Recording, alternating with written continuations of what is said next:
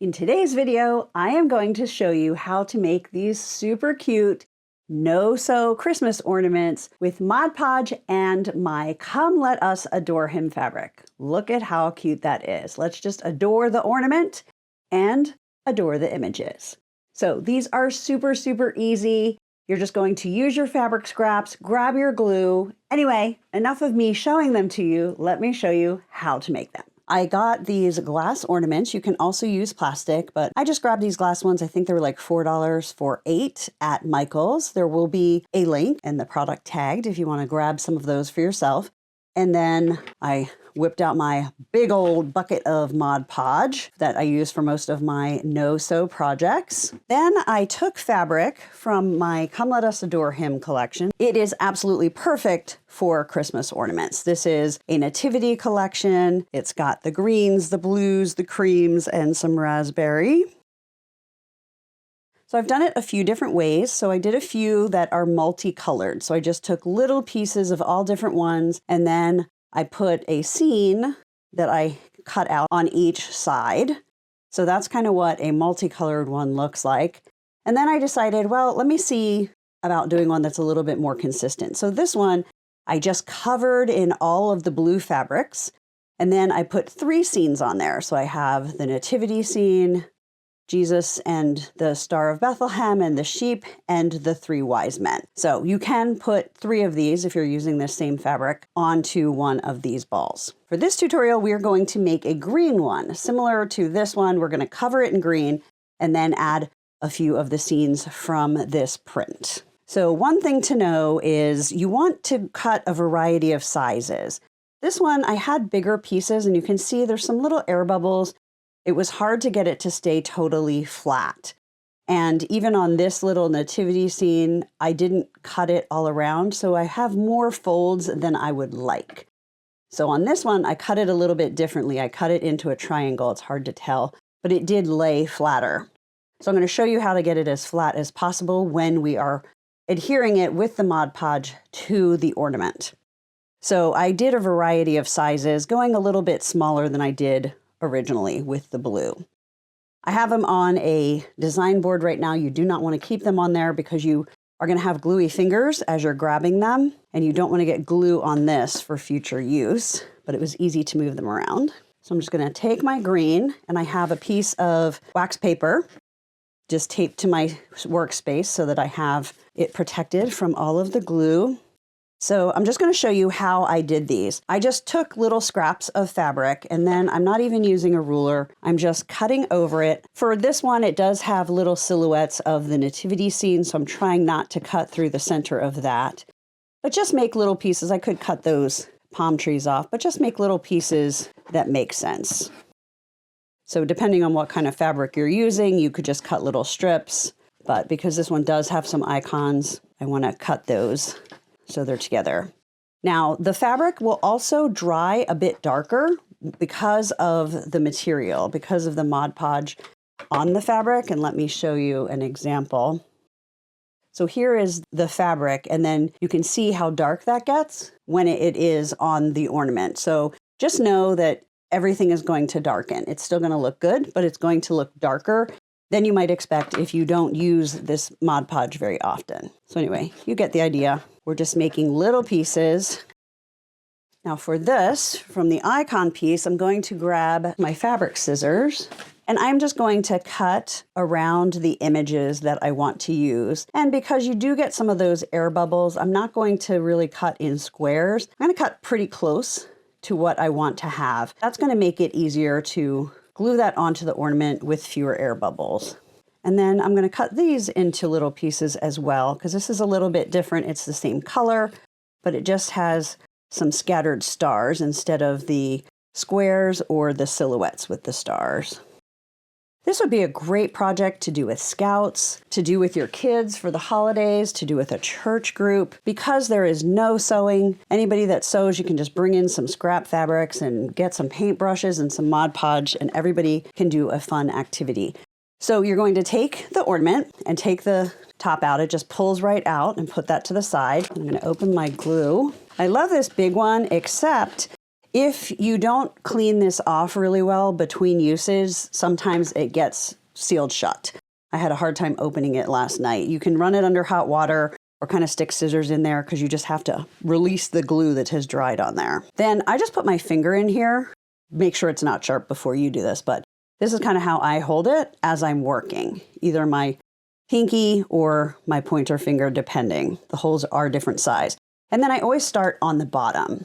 So I'm just going to put the Mod Podge. You don't want to do it too thin because it does start to dry. And kind of coat the bottom half. And then I'm just going to start putting these pieces. I'm going to tap that down. And because obviously this is curved and the pieces are rectangles, we're going to need to do a little bit of work, but it's easy because we're going to put the glue or the Mod Podge right on top as well. And the trick is to start in the center and move to the outside of the pieces, because then if there are air bubbles, you're going to be pushing that air out. Now, if you get strings like that, you want to either push them with the brush so that they go back along the edge of the fabric, or take them off if they are big and have come separate. You don't want your ornament to look like it's got random pieces of thread on it, like my pants always do from all the sewing that I'm doing. So you're just going to keep doing this, and we're going to cover the entire ball with green. And then after it is covered, we are going to add the images. On the multicolored ones that I was testing, I tried adding the images as I went, but I found it was harder to get them placed exactly where I wanted them and not have openings. So I found it easier to just cover the entire thing and then go back and add those over top. So this piece is a little big and on more of a curve. So see, I'm going from the center, pushing out. And you just want to keep overlapping so that you're not seeing any of the glass. I have a lot of different no-sew projects that I have done videos for that use this paste. Great, as I said, to do with kids, to do with scouting groups. So I will put a link below the video to that playlist where you can see all the different options. I've done clipboards. Great, now I can't even remember what I've done. But I've done a couple things, glass trays. And let me know in the comments if you've done things like this before, if you're going to give it a try. Have you done Christmas ornaments before? And again, if you like this fabric, it is from my Come Let Us Adore Him fabric collection that was released in May 2025. So if you're watching it in 2025, you should be able to find it in stores or online where you like to buy fabric from Riley Blake. This could also be a fun project for kids to make for grandparents, aunts, and uncles. When my son was little, I always came up with some kind of a craft project each year so that he was making something personal for his relatives and had that pride of giving. Now, when you get up to the top, you only need to go to the edge. You don't have to put the fabric up the top because where my thumb is, because that will be covered by that little silver piece that has the hook. Now we have this whole thing covered in green. So now we are going to add the images. So I'm just going to put that pretty much right in the center. And you'll see it's not going to go flat because it's pretty big. So it is going to pucker a little bit, but just start gluing in the center and working towards the outside. How well we can get that smoothed down without a lot of puckering. And just be generous with the glue. It's going to dry. So that worked pretty well. Now I'm going to turn it a third of the way. Spin it. And now we're going to get our wise men on here. Depending on where you're doing this, and if you're doing this with kids, if you are doing this yourself, if you're doing this with adults, you might want to do some different things for letting it dry.